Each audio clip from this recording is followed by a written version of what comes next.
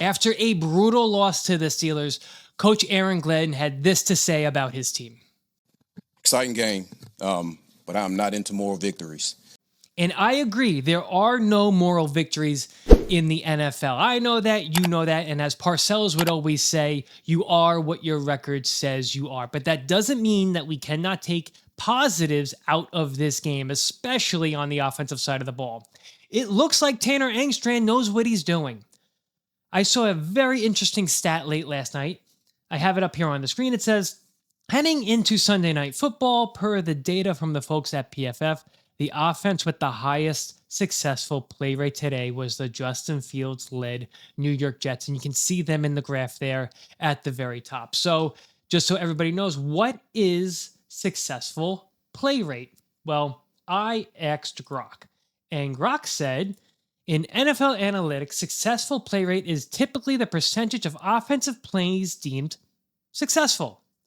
What does that mean? Well, that means gaining at least 40% required on first downs, 60% of the yards required on second, and 100% of the yards required on third and fourth. It's calculated as successful plays divided by total plays. The Jets' offense looks modern. It looks better than I have seen it since 2015. And it is very surprising because this is a new system. This is a new offensive coordinator. These are new players. This is Justin Fields' third system in his short career. And for him to be able to grasp the entire system and for Tanner Engstrand to build the system around what Justin Fields does best, I was so excited yesterday to watch that offense. If you had told me we were going to score 32 points in the game and lose, I would have told you you were out of your mind. So let's get into some plays that I picked out of the All-22 that really highlight what is going on with this Jets offense and why there is hope moving forward. The knock on Justin Fields was always that he held onto the ball too long and wasn't able to go through reads. If the first read wasn't there, he'd try to run and things would break down. But this play shows otherwise. And I think it's a mix of the maturity of Justin Fields and the play design by Tanner Engstrand, as well as the play of the offensive line. The offensive line played very, very well in the run game and in the passing game. And we'll see that as a theme as we go through this. So this is 3rd and 4. Jets on their own 38-yard line. Excuse me. It is 12 minutes and 40 seconds left to go. Watch the reads. Watch his head. That's his first read, second read, third read, and he finds Ruckert underneath for the first down. This was a big third down. The Jets are down by a point. They would eventually score on this drive. But again, he's going through his reads. And I did not expect him to be this efficient. We're going to see again in a few more passing plays. I didn't expect him to be this efficient. The Jets, at least in this game, from an offensive perspective, looked like a well-oiled machine. And you usually don't see that when a new offensive coordinator comes in and a new system comes in. One more time. 1, 2, 3. And he finds his underneath route to Ruckert, first down. I don't know what, I mean, the tape is the tape. Facts are facts. He's able to go through his reads if you give him the time. Here's the next play. This one is a mix of not only Justin making a good throw into a blitz, but really good play design by Tanner Engstrand. This is a designed screen to Breece Hall on the right side.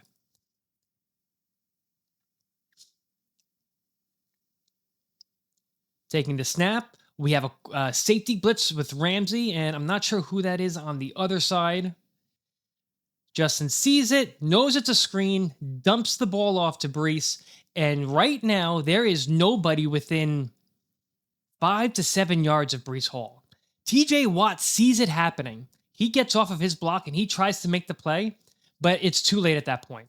Breece is too quick for him. All he has to do is make one guy miss, and you got 2 linemen out there, and Breece is off to the races. And it's a 30-yard rumble. I haven't seen screenplays like this by a Jets offense in a really long time. Let's take a look at the end zone view this time. You're going to see TJ Watt see it happen, right there, but it's too late.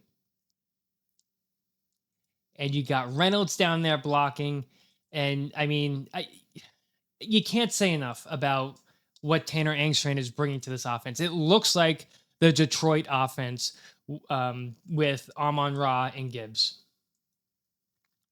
This is, I think it's the very next play. This is a Justin Fields keeper run to the right side. This time he's just going to read the edge and he's just going to keep it. Basically college football at this point. He knows he's faster than TJ Watt. So if TJ Watt doesn't make a move to the left, he's going to keep it. And he can beat him to the edge at any time. Justin Fields can probably beat any edge to the sideline. And this is the wrinkle to the offense that Tanner Engstrand is going to beat a drum on every game. And this play sets up the next one. Because the next play, we're going to watch this from the end zone view. This is the touchdown to Braelon Allen. And it's almost the same play. The only difference here this time is that Justin is going to motion Beck into the backfield. And this is how you make football easy. You have 1, 2, 3, 4, 5, 6, 7, 8 guys in the box for the Steelers, and you have 8 men blocking. It doesn't get much easier than that.